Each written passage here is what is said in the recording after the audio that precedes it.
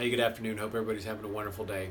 Wanted to touch base with and share with all of y'all something that comes up in the practice on a regular basis, and that is whether or not to engage in mental health care. And you know, any of you who have know me or have heard me talk about this before, I'm a believer in it, and I'm a believer in it because the armed services are believers in it. We send our soldiers and sailors into harm's way. And we learned our lesson in Vietnam, where, you came back, combat fatigue was not addressed, PTSD was not addressed, and we came back and we had a lot of vets who were damaged psychologically from being young people fighting for their lives, heroes who made the ultimate sacrifice, or their friends who watched them make the ultimate sacrifice for our freedoms and liberties.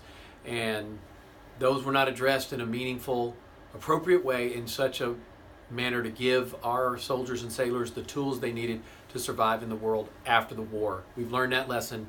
We now respond with sending psychological operations officers, chaplains, people for our soldiers and sailors to talk to in these stressful times, the most stressful of times.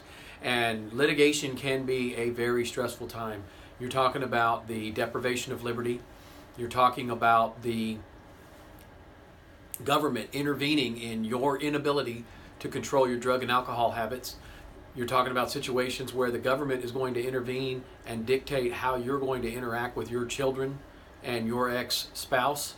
And these are painful, difficult, stressful things. These are the most significant relationships you've ever had in your life, and your family's being ripped apart, and the government is in control, absent your agreement, without government intervention, and that is extremely stressful. So here's my thoughts on that. If it's good enough for Uncle Sam, it's good enough for you.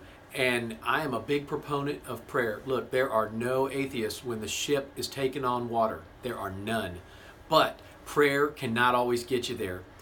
There are times when you need to step outside your faith-based counselor, and it doesn't matter what that is, whether that's a rabbi, an imam, a priest down at the Holy Trinity by the Lake Episcopal Church, the confessional at the local Catholic church. It doesn't matter. Sometimes you need more than that. You need a trained professional psychiatric care person to help you deal with the combat fatigue and the PTSD that you are feeling because of the tremendous amount of pressure that can occur when your life intersects with the government. And whether that be an audit by the IRS, an audit by the Texas Comptroller of your business practices, the deprivation of liberty because of allegations of crime, the deprivation of liberty or substance use or abuse because of allegations of a criminal act, or situations where you've got to deal with your depression,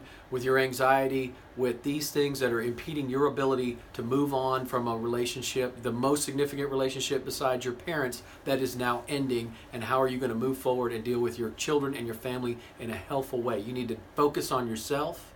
You need to learn about yourself, and you need to start working on those problems. So I'm a believer in it, and I hope this has been some help to maybe to help uplift those who are on the fence about it, or who don't quite believe in it. Anyway, have a wonderful afternoon. Happy Friday.